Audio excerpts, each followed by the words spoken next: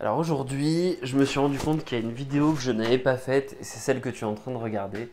C'est une vidéo pour t'expliquer comment est-ce que tu peux valoriser au mieux ton travail, et notamment il y a un secret important à avoir en tête quand tu es cadre salarié pour pallier à plusieurs problèmes. Le problème quand on fait un travail salarié, il est triple. C'est numéro un, que parfois on a le sentiment qu'on va travailler, on va mettre énormément d'efforts sur une tâche et en fait ça ne sera pas forcément bien vu.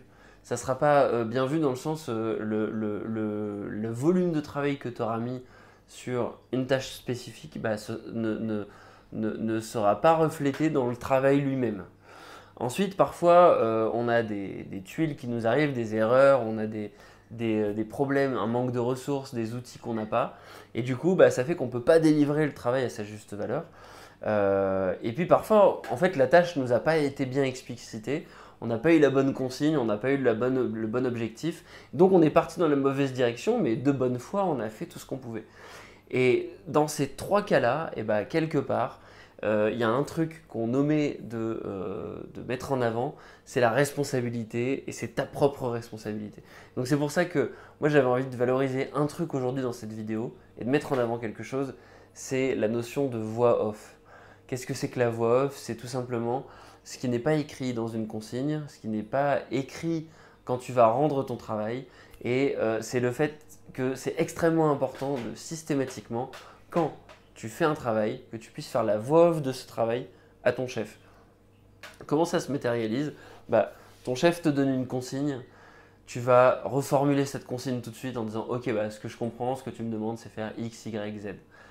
Ensuite, tu vas faire un draft, tu vas faire un brouillon de ce qui t'est demandé, tu vas lui présenter, tu vas lui envoyer un mail en lui expliquant globalement ce que tu as fait, ou alors tu vas aller lui montrer, et tu vas lui faire une voix off de comment tu pensais faire les choses, mais tu ne vas pas attendre une semaine, tu vas le faire tout de suite.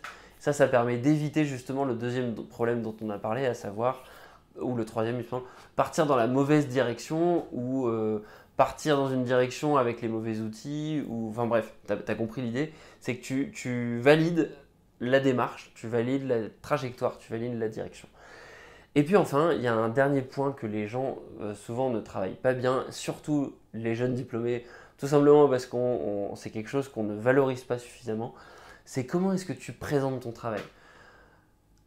À niveau égal, deux personnes qui font le même travail, que ce soit, essayons de brainstormer un petit peu, un scientifique qui fait une étude, un ingénieur qui travaille sur, je sais pas moi, une analyse spécifique, un avocat qui relie un contrat, un financier qui prépare des analyses financières. À niveau égal, la même personne qui fait le même travail n'aura pas le même impact en fonction du mail qu'elle envoie avec son travail. Et moi, je le vois avec des jeunes diplômés où je reçois parfois des mails sur le même sujet et il y en a un, il va me faire un truc qui est hyper vendeur où il me fait un bonjour Quentin, tu trouveras en pièce jointe le document ci-après. Voilà la démarche que j'ai eue, bullet point 1, 2, 3, 4. Voilà ma conclusion. Je suis disponible si tu souhaites pour en discuter. Ou alors, est-ce que je peux passer à ton bureau? Quand est-ce que tu seras disponible? Bien cordialement, un tel. Et puis tu en as un autre qui va me dire bonjour, tu trouveras le doc en pièce jointe.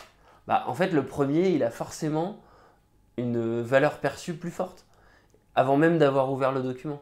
Et dans la présentation des documents, c'est pareil. Parfois, en facilitant la lecture du document, tu vas valoriser davantage ton travail. Donc mon message, c'est quand tu fais un travail, réfléchis d'abord à l'interaction qui va en découler avec la personne qui va être le client du travail.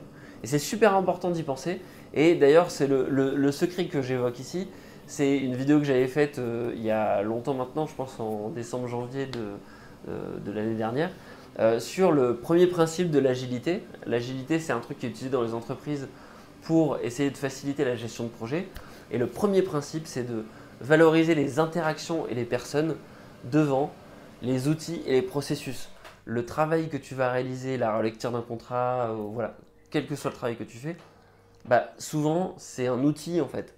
Tu développes un outil, mais ça sera toujours moins important que l'interaction que tu auras avec la personne qui sera la cible du travail.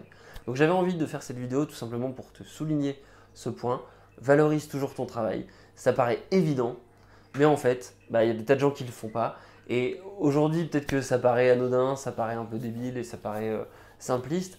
Mais la réalité, c'est que si on se retrouve dans une récession l'année prochaine, il y aura un filtre qui sera fait sur ce critère-là, à savoir comment est-ce que tu présentes ton travail. Est-ce que tu mets de l'effort, de l'énergie, de l'envie dans ton travail? Et il y a ceux qui le feront, ceux qui ne le feront pas. Et ceux qui ne le feront pas, il ne faudra pas venir se plaindre ensuite s'il y a des problèmes et si l'entreprise doit faire des choix. Et c'est un message un petit peu dur, mais c'est la réalité. Voilà, donc j'espère que cette vidéo t'a plu, que tu as pu apprendre des choses, tu as pu peut-être remettre en cause un peu certaines choses. N'hésite pas à me faire des remarques en commentaire de choses qui te frappent, que ce soit peut-être des erreurs que tu as pu faire cette semaine ou dans les dernières semaines, où tu te dis putain c'est vrai, j'aurais peut-être pu mettre un peu plus d'énergie dans mon travail, dans ce que j'ai envoyé à mon chef, dans essayer de comprendre un peu ce qu'il attendait, ou alors des points forts que tu as eu, des choses que tu as bien faites, et des exemples concrets que tu as envie de partager. Ça peut donner des idées, ça peut aider les gens. Sur ce, je te dis à demain pour une prochaine vidéo. Ciao, ciao.